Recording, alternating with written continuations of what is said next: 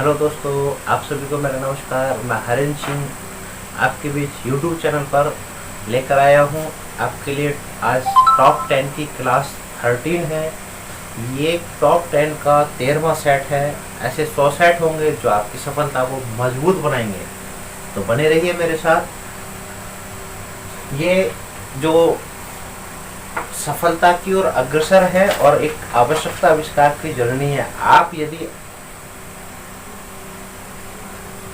कोई आविष्कार करोगे तो वो कब करोगे? जब आपको आवश्यकता होगी। यदि आपको आवश्यकता ही नहीं है तो आप आविष्कार नहीं करोगे। तो इसीलिए आवश्यकता आविष्कार की जर्नी है। आवश्यकता पड़ने पर आदमी ना जाने कैसे कैसे आविष्कार करता है और तब जाकर वो कामयाब होता है। तो आवश्यकता आविष्कार की जर्नी है और हम चल रहे हैं सफलता की ओर अग्रसर। हमको आवश्यकता है जॉब की, तो हम एक आविष्कार कर रहे हैं, नई नई ट्रिकों को सीख रहे हैं। यूट्यूब का माध्यम से हम घर बैठे लॉकडाउन में क्लास का आनंद ले रहे हैं। किसी को शक है कोई? हाँ जी, सभी ठीक हो? ओके, चलते हैं टॉपिक की ओर। पहला क्वेश्चन आपके डिस्प्ले पर। साधारण ब्याज की दर से 675 रुपए का 4 वर्षों में 838 मिश्र धन हो जाता है। यदि ब्याज की दर 2% घटा दी जाए तो 4 वर्षों में वह राशि कितनी होगी? बहुत इजी क्वेश्चन, सिंपल इंटरेस्ट का बहुत इजी क्वेश्चन। क्या है? 675 प्रिंसिपल था, वो अमाउंट कितना हो गया? 837। अब ये बढ़ कितना गया? वो क्या होगी? सिंपल इंटरेस्ट होगी। यानी कि इनका अंतर जो होगा, अंतर वो आपका ब्याज होगा। कितना? इसको इसमें से घटाओ तो आपको कितने मिलेगा? 162 रुपए। इनका अंतर 162 रुपए। सिंपल इंटरेस्ट का फॉर्मूला लगा दो। सिंपल इंटरेस्ट बराबर P into R into T. देखिए क्यों, क्या है कि इसमें हमको पहले रेट निकालना है। रेट क्या था, फिर दोबारा से रेट पर को 2% कम किया गया है। कोई नहीं, यहाँ से इसको कर दो। आपका ब्याज कितना? 162, प्रिंसिपल 675 इंटू रेट आपको फाइंड आउट करना है और टाइम आपका 4 दे रखा है अपॉन 100। इसको सॉल्व कर लो। 4 से काट दो 25 बार, 25 से इसको काट दो 25 दूनी 50, 25 दूनी 50, बचा आपका 17, 175, 25 सत्ते 175, 27 से 7 6 बार कट जाएगा। अब आपका रेट कितना है? 6%। 6%, ठीक है ना? आपको अब यहां से अब रेट -2 कर दो, कितना हो गया? 4%। क्योंकि 2% कम कर दिया जाए तो कितना हो जाएगा धन? तो आपको सीधा ये जो वैल्यू है ये 6% के 162, ये 6% के हमको 4% की वैल्यू चाहिए। इससे 2 से काट दो 2 बार, 2 से काट दो 3 बार, 3 से काट दो 3 पंजे 15, 3 चौक 12। इसको इससे गुणा कर दो 108। ये आपका ब्याज, सिंपल इंटरेस्ट इससे 4% की दर से, क्योंकि 4 से गुणा कर दिया। अब आपसे पूछा अब मिश्र धन। मिश्र धन मीन्स अमाउंट। तो जो धन 675 था उसमें 108 रुपए जोड़ दोगे तो आपका कितना हो जाएगा? 8 5 13, 8 7, 783 रुपए। क्लियर हुआ? 783 रुपीज। क्लियर हुआ? क्वेश्चन कोई ज्यादा बड़ा नहीं है, बहुत इजी क्वेश्चन है, बहुत अच्छा क्वेश्चन है। रेट को इतना करने के बाद सीधा आपको आंसर लाना है। ओके, इसका सॉल्यूशन समझ में आ गया होगा? Very good. अगला क्वेश्चन जल्दी पढ़ो।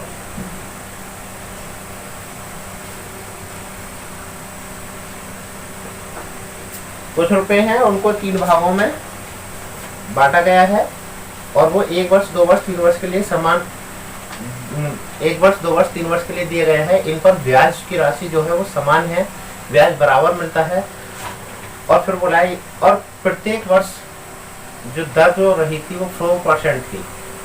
तो सबसे कम वाला धन कौन सा है? आपसे ये पूछा है। बहुत इजी क्वेश्चन है। देखिए कैसे, आपको ये तो पता है सबसे जब ब्याज बराबर मिली तो सिंपल इंटरेस्ट बराबर फॉर्मूला क्या होता है? सिंपल इंटरेस्ट बराबर होता है P into R into T upon 100। हर कंडीशन में टाइम बराबर है और सिंपल इंटरेस्ट हर कंडीशन में बराबर है, तो ये चीज हटा देंगे। आपको ये क्या करना है, और हर प्रत्येक में क्या रहेगा, 100 ही 100 रहेगा ना। मान लो ये वाला ऐसे ही यहाँ रख दो, पी आर टी अपॉन 100, फिर P R T upon 100, P R T upon 100, यानी कि फर्स्ट, ये सेकंड और ये थर्ड। तो ऐसे करके ये P1 P2 ऐसे करके ये धन को मानेंगे। तो हमको क्या है, इस वाले पार्ट से हम समझेंगे। ये P बराबर रख दिया हमने 1/r। क्या डाउट है किसी को? P बराबर 1/r रख दिया, प्रॉब्लम है? ठीक है, तो इसको ना हम रेशो में कन्वर्ट कर देंगे। अब यहाँ से समझ लीजिए इसका डायरेक्ट फॉर्मूला कि P1 ratio P2 ratio P3 1/टाइम 1 रेशो 1/टाइम 2 रेशो 1/टाइम 3। ये आपका फॉर्मूला हो गया इसका। फर्स्ट पहला 1 ईयर है, दूसरा 1/2 ईयर है, तीसरा 1/3 ईयर है। अब यहाँ पर इनका एलसीएम ले लो, ये 6 2 से 3 बार, 3 से 2 बार, ये आपका कह सकते हैं 6:3:2 के रेशो में वो धन थे, जो ये धन। तो सबसे छोटा धन कौन सा है? ये सबसे छोटा धन। आपको रुपए दे रखे हैं 2189, टोटल वैल्यू जो है 2189, और ये किसके, इस टोटल रेशो के बराबर की है 6 3 और +2, ये सब आप जोड़ दो, कितना हो गया 11 इंटू 2। वैल्यू अपॉन किसके मल्टीप्लाई चाहिए किसके, ये फॉर्मूले से वैल्यू अपॉन किसकी गुणा चाहिए किसके। ठीक है, क्लियर हुआ? तो ये आप इससे इसको काट दो, 11 × 11, फिर 9 बार, फिर 9 बार 11, ये आपका इस 2 से गुणा कर दो, 2 × 18, 2 × 18 19, 2 × 2 और 1 398 रुपये। जो सबसे जो कम धन है वो 398 रुपये, 398 रुपीज है। क्लियर हुआ? अगला क्वेश्चन, एक वस्तु का लागत मूल्य 800 रुपये है, उसे बेचते समय निर्धारित मूल्य पर 10% छूट दी गई और 12.5% लाभ की प्राप्त किया, तदनुसार उस वस्तु का अंकित मूल्य कितना है? बहुत इजी क्वेश्चन है ये, आपका बट्टे वाला क्वेश्चन है। प्रॉफिट लॉस के बाद जो टॉपिक शुरू होता है वो बट्टा वाला क्वेश्चन होते हैं, डिस्काउंट जिसमें दिया जाता है। तो इसका एक फॉर्मूला होता है, मार्केट प्राइस से कनेक्ट होता है ये formula. Market price upon cost price बराबर 100 प्लस माइनस प्रॉफिट या लॉस परसेंटेज जो भी है, और 100 माइनस डिस्काउंट, ये फॉर्मूला होता है। और इस फॉर्मूले से ही आपका क्वेश्चन सॉल्व होगा। देखिए कैसे, आपको क्या है, कितना रुपए है, इसमें लागत मूल्य यानी कि कॉस्ट प्राइस, मार्केट प्राइस पूछा है, कॉस्ट प्राइस आपको 800 रुपये दे रखा है, बराबर 100 प्रॉफिट जो हुआ है वो 12.5% का। तो मैं इसको 12.5% को कैसे लिख सकता हूँ, ये लिख सकता हूँ ना, और डिस्काउंट है आपका 10% छूट यानी कि 90। क्लियर हुआ? ये पॉइंट हटा दो, 0 बढ़ा दो, और ये 2 0 ये कट गए। ठीक है, 9 से इसको ऊपर काट दो, 9 × 9 बचा 2, 9 दूनी 18 और 9 पंजे 45। अब ये मार्केट प्राइस बराबर पूरा 1000 रुपये, ये 8 की गुणा 125 अट्ठे 1000। ठीक है, आपका आंसर 1000 रुपये मार्केट प्राइस है। अब ये आपका जो अगला क्वेश्चन है, ये 4 नंबर, ये आपका इसी फॉर्मूले से रिलेटिव है। क्वेश्चन नंबर 4 देखिए कैसे करते हैं। क्वेश्चन नंबर 4 में किसी वस्तु का अंकित मूल्य उसके लागत मूल्य के से 600 रुपये अधिक है, तदनुसार दुकानदार जो है वो 12.25% की छूट देता है और 17% लाभ कमाता है। उस वस्तु का लागत मूल्य कितना? बहुत इजी क्वेश्चन है। देखिए कैसे, ना तो मार्केट प्राइस दिया ना कॉस्ट प्राइस दिया, कोई बात नहीं, इन दोनों का डिफरेंस दिया है, तो हम पहले इन दोनों का डिफरेंस हम डायरेक्ट भी निकाल सकते हैं। ये आपका कैसे 12.25 प्लस आपका 17। तो ये हम ऐड करके भी यहाँ से क्वेश्चन को सॉल्व कर सकते हैं। देखो मैं वही बताता हूँ, पहले यहाँ से बता देता हूँ। प्रॉफिट कितना हो रहा है 17%, तो 117 हो जाएगा। और डिस्काउंट है 12.5 आपका 87.75। पॉइंट हटाओ, 00 ऊपर बढ़ा दो। अब ये आप जैसे काटो वैसे काट लो। मार्केट प्राइस बटे कॉस्ट प्राइस बराबर, ये आप काट दो 25 से काट दो।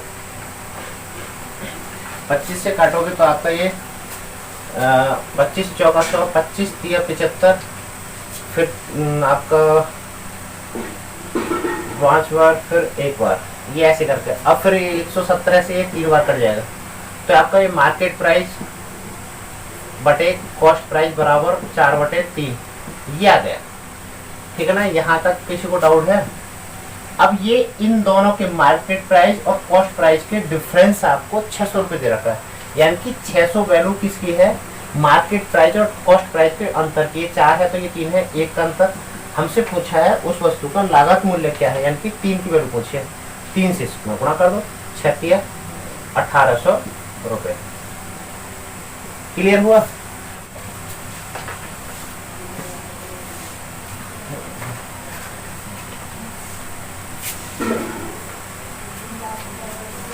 अगला क्वेश्चन देखिए, ये जो क्वेश्चन है 5वां क्वेश्चन जो है ये बहुत इजी क्वेश्चन है। ये 2011 में एसएससी लेवल में, देखिए सीजीएल लेवल में आया हुआ क्वेश्चन, 2001 में आया हुआ क्वेश्चन।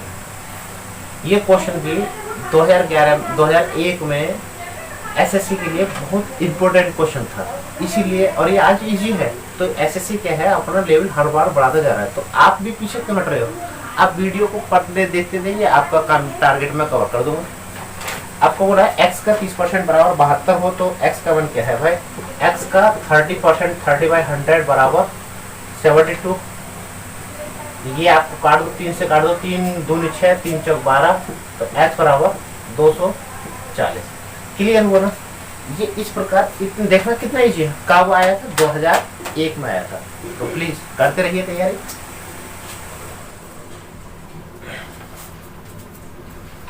अगला क्वेश्चन, क्वेश्चन नंबर 6। देखिए क्वेश्चन कितना इजी क्वेश्चन है।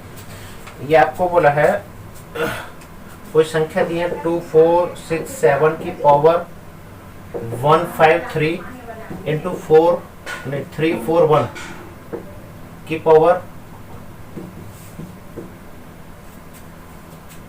72। अब आपको यहां से ये आगे करना, आपसे बोला इकाई अंक। इकाई अंक क्या है? इसमें इकाई अंक 7 है, 7, और इसमें इकाई अंक, पहले इकाई अंक लिख लेते हैं, इसमें इकाई अंक 1 है। अब आपको एक, मैंने पीछे विभाज्यता का नियम, घात की संख्या का इकाई अंक निकालना, वो पूरा एक टॉपिक पढ़ाया, ढंग से समझाया। 20-30 मिनट की वीडियो है, उसको आप सभी देख लेना। जिसको प्रॉब्लम हो, छोटे से लेकर 0 से लेवल बड़े बड़े बड़े बड़े बड़े क्वेश्चन मैंने उसमें कराए हैं, वो क्वेश्चन देख लेना। इसको सॉल्व करते हैं। यहाँ पर आपका मैंने बताया था घात में 4 से भाग करते हैं। जब घात 4 या 4 से ज्यादा हो तो घात में 4 से भाग करते हैं। 4 से भाग क्यों करते हैं वो वहां पर आप देख सकते हो। ये 4 से भाग करो, कितना रिमाइंडर बचा? 1। इसमें भाग करो, जब घात पूरी कट जाए तो वहां पर 4 लिखते हैं, ऐसा भी बताया है मैंने क्लास में। तो ये 7 की घात 1 ही होगी, और 1 की घात कितनी कर लो? 1 ही रहेगा। मल्टीप्लाई करने पर कितना आएगा? 7 ही इसका राइट आंसर होगा। क्लियर हुआ? अगला क्वेश्चन देखिए, क्वेश्चन नंबर 7 और 8 में कुछ डाउट नहीं है, बहुत इजी क्वेश्चन है। दोनों आपके सामने बिलिंग है, दोनों हैं। क्वेश्चन नंबर 7 और 8 दोनों एसएससी सीजीएल में आए हुए क्वेश्चन है। एक 2005 में आया हुआ क्वेश्चन है, ये है 7वां क्वेश्चन, तो ये है 8वां क्वेश्चन। देखना, ये 710 है और इसमें डिजिट दी हुई है 675। यहाँ पर बोला है कि इसमें कौन सी सबसे छोटी संख्या जोड़ी जाए कि एक यह पूर्ण घन संख्या बन जाए, और बोला है इसमें किस संख्या से गुणा करें कि पूर्ण घन बन जाए। ये एसएससी 2005 में आया हुआ क्वेश्चन है, और ये एसएससी सीजीएल में ही 2012 में आया हुआ क्वेश्चन। देखना, यहाँ 2005 में इजी लेवल बढ़ाते गए तो ये बढ़ गए लेवल। समझ रहे हो क्या समझाना चाह रहा हूँ? हार्ड पेपर नहीं होता, पेपर इजी होता है, लेकिन थोड़ा सा लेवल बढ़ता जा रहा है। आप पीछे के पॉइंटों को ध्यान में रखते हुए अपने स्टेप बढ़ाइए, तभी सफलता मिलेगी। इसमें ऐड करने तो इसके लिए कितना आपको कोई घन, किसी संख्या का घन आना चाहिए। इससे बड़ा 710 से बड़ा कोई घन कौन सी संख्या होती है? 9 का अगर घन कर दें, 9 के घात 3 करें तो पता है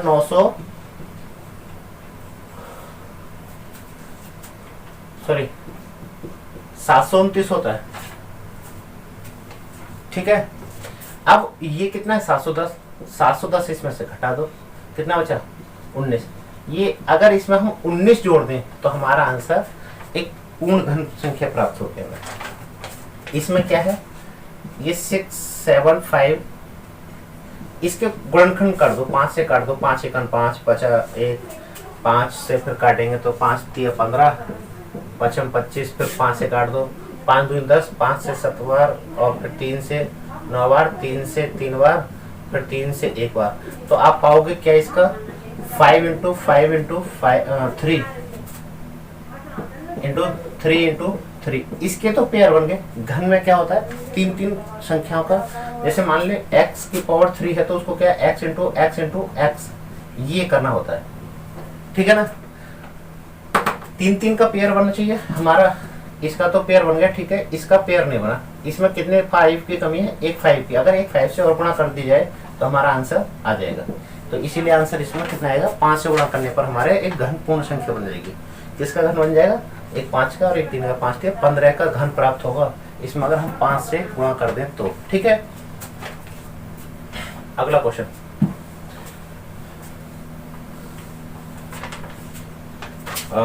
ये है आपका नंबर। यदि कोई विक्रेता 69 रुपए में एक तरबूज बेचता है और उसे 8% नुकसान होता है, यदि वह 16% मुनाफा कमाना चाहता है तो तरबूज किस कीमत पर बेचना चाहिए? बहुत इजी क्वेश्चन है, बहुत इजी क्वेश्चन है। एसएससी सीजन 2000 मेंस में 2018 में आया वो क्वेश्चन है। कितना इजी क्वेश्चन है, वाह, वेरी गुड। आपको 69 रुपीज में एक तरबूज बेचने पर 8% नुकसान हुआ तो पेमेंट कितने का करना पड़ा उसको? 8% पेमेंट मिला उसको 92% का। सुनना है? उसे 16% लाभ कमाने है तो 16% लाभ कमाना, इसमें 116 की वैल्यू चाहिए। इसको आप सॉल्व कर दो, आपका आंसर क्लियर हुआ। वैल्यू अपन किसकी मल्टीप्लाई चाहिए? किसकी? ये वैल्यू जो है 8% नुकसान की है, हमको 16% लाभ की वैल्यू चाहिए, 116 की वैल्यू चाहिए। ठीक है, समझ में आया? 8% नुकसान क्यों मैंने 100 में से 8 क्यों घटाया? 8 ही क्यों नहीं लिखा? क्योंकि आप यदि किसी वस्तु को 40% नुकसान पर बेचोगे तो आपको पेमेंट कितने परसेंट का मिलेगा? 60% का। आप 10% नुकसान से बेचोगे तो पेमेंट कितने परसेंट का मिलेगा? 90% का। तो ठीक वैसे ही है। अगला क्वेश्चन, अंतिम क्वेश्चन। मोहन ने 12,000 रुपए में 20 खाने की मेज खरीदी और उन्हें बेचकर 4 खानों की मेज के विक्रय मूल्य के बराबर लाभ कमाया। एक खाने की मेज का विक्रय मूल्य पूछा। Very good. देखो ना, ये वाले आंसर, इस वाले क्वेश्चन, इसका आंसर मुझे कमेंट में करना जल्दी से। 9 का आंसर कितना है? अंतिम क्वेश्चन, 10वां क्वेश्चन। आपसे 20 मेज बेची हैं, कितने रुपए की? अरे 12,000 रुपए में 20 खरीदी हैं। अगर इसमें 20 से भाग कर दे तो हमें एक मेज का प्राइस आ जाएगा, लेकिन इसमें नहीं कर ली। फिर आपसे बोला है कि 4 वस्तुओं के विक्रय मूल्य के बराबर लाभ कमाया। ठीक है, 20 बेची, 4 का लाभ हो गया। तो बेची कितनी, प्राइस कितने कॉस्ट का, कितनी मेजों का प्राइस प्राप्त हुआ? हमको हुआ 16 मेजों का। इसमें 16 से भाग कर दो, आपका आंसर 16 से इसमें भाग कर दो, आपका आंसर। समझ रहे हो जो समझाना चाह रहा हूँ? इसमें 16 से भाग करेंगे तो 4 से काट दो, 4 चौक 16, 4 तिया 12, फिर 4 से काट दो, 4 सत्ते 28, बचा 2, 4 पंजे 20, 750 रुपए। ठीक है, 750 रुपए की के हिसाब से बेची थी वो मेज। ये 11वां क्वेश्चन और 12वां क्वेश्चन आपको होमवर्क में दिया जा रहा है। देखिए आज क्लास थोड़ी सी लेट हो पाई है, जो बच्चे लास्ट तक देखते हैं वो कमेंट भी करते हैं, वीडियो को लाइक भी करते हैं। कुछ बच्चे ऐसे हैं जो 1 या 2 मिनट की वीडियो देखते हैं, फॉर्मेलिटी पूरी करते हैं। क्या मैं गलत पढ़ा रहा हूँ? नहीं गलत पढ़ा रहा हूँ तो सर बता दो, मैं ये फिर वीडियो बनाना बंद कर दूंगा। मैं आपके बीच में वैसे ही खामेखा एक कोशिश करता हूँ, जो टाइम निकाल रहा हूँ फिर नहीं निकालूंगा। अपना टाइम, आपका टाइम क्यों वेस्ट करूँ? जितने बच्चे मेरे वीडियो से पसंद है तो वो कमेंट जरूर करें, ठीक है ना। मैं इसलिए ये लास्ट में कमेंट कर रहा हूँ क्योंकि कुछ बच्चे स्टार्टिंग में थोड़ा सा देखते हैं, तो हम उनसे कोई संबंध नहीं रखना चाहते, हम संबंध रखना चाहते हैं उससे जो वीडियो को पूरा देखेगा, तो समझ में आएगा।